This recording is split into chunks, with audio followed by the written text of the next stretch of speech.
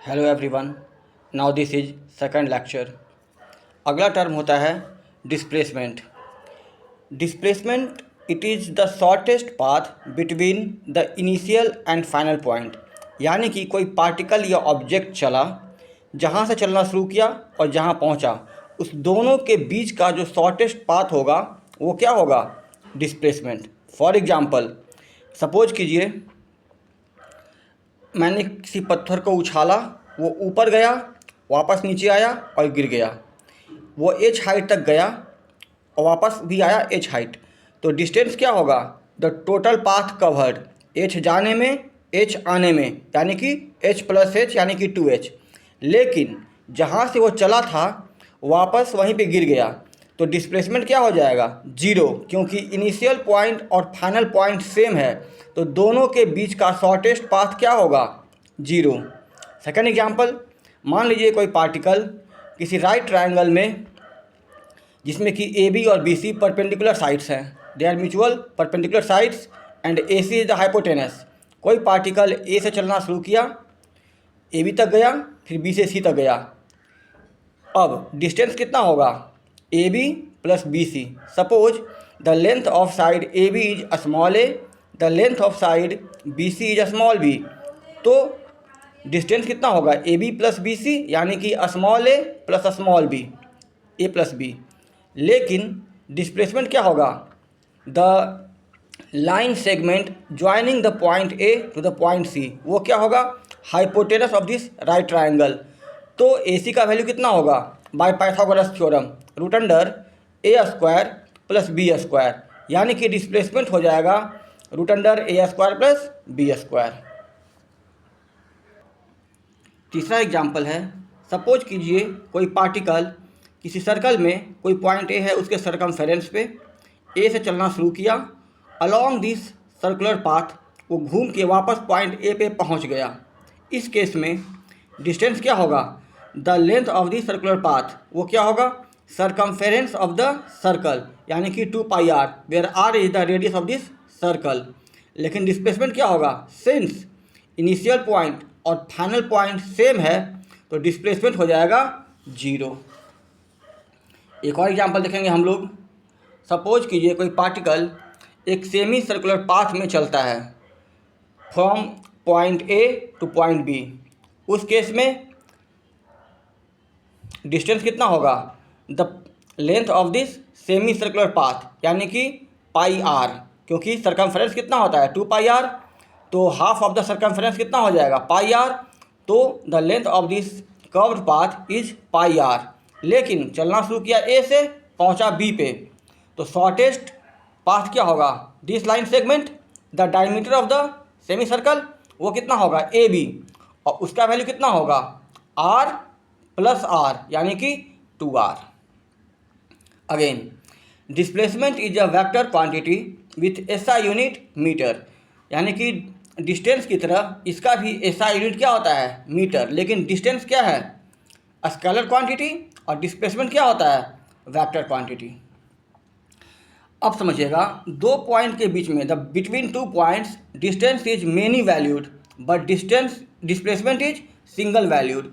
इसका मतलब क्या हुआ? इसे मान लीजिए कोई पॉइंट ये ए है and this is some another point B. यहाँ से यहाँ जाने का बहुत सारा रास्ता हो सकता है। वह ऐसे जा सकता है, ऐसे जा सकता है, या डायरेक्टली ऐसे भी जा सकता है। तो जो भी पाथ करेगा कवर, वो हो जाएगा डिस्टेंस। ये भी डिस्टेंस हो सकता है, ये भी डिस्टेंस हो सकता है, ये भी डिस्टेंस हो सकता है। लेकिन डिस्प्लेसमेंट हमेशा क्या होगा? The line segment A B, यानी कि डिस्टेंस, दो पॉइंट के बीच में डिस्टेंस का बहुत सारा वैल्यू हो सकता है, क्योंकि ए से बी पहुंचने का बहुत सारा रास्ता हो सकता है। लेकिन डिस्प्लेसमेंट क्या होगा? Single valued. इतना बात ये आप समझ गए होंगे। This is the shortest path, A से बी तक जाने के बीच का ये सबसे सरल रास्ता है, सबसे छोटा रास्ता है। और जितने भी रास्ते होंगे, या तो ये होंगे या ये होंगे या ये होंगे, वो सभी रास्ते ए बी से बड़े होंगे।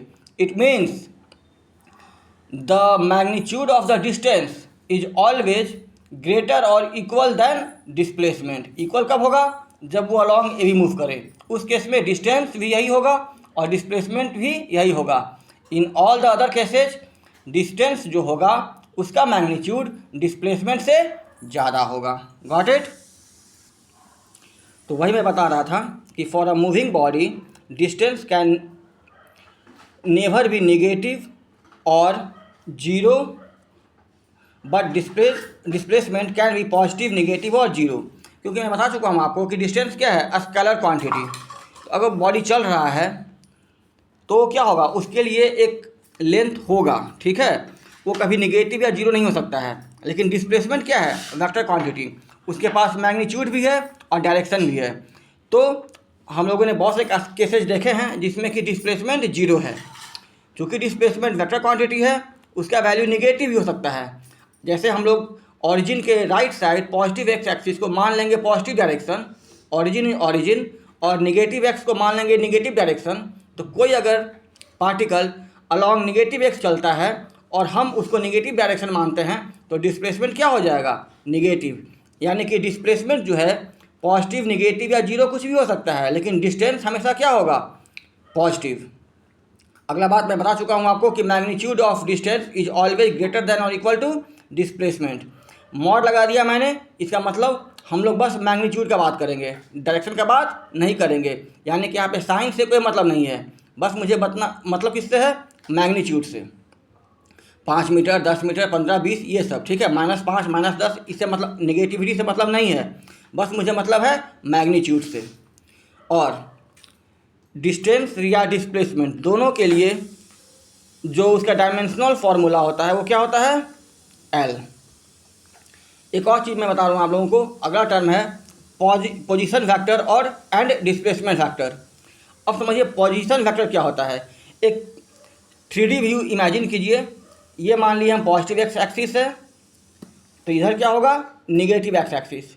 ये पॉजिटिव एक्स है तो इसके विपरीत क्या होगा, ये निगेटिव, सॉरी वंस अगेन, ये हम लोग का ऑरिजिन है, ये पॉजिटिव एक्स इस डायरेक्शन में निगेटिव एक्स, ये पॉजिटिव वाई, ये निगेटिव वाई, ये पॉजिटिव जेड, नीचे निगेटिव जेड, तीनों जहाँ पे मिलेंगे वो क्या हो जाएगा, ऑरिजिन।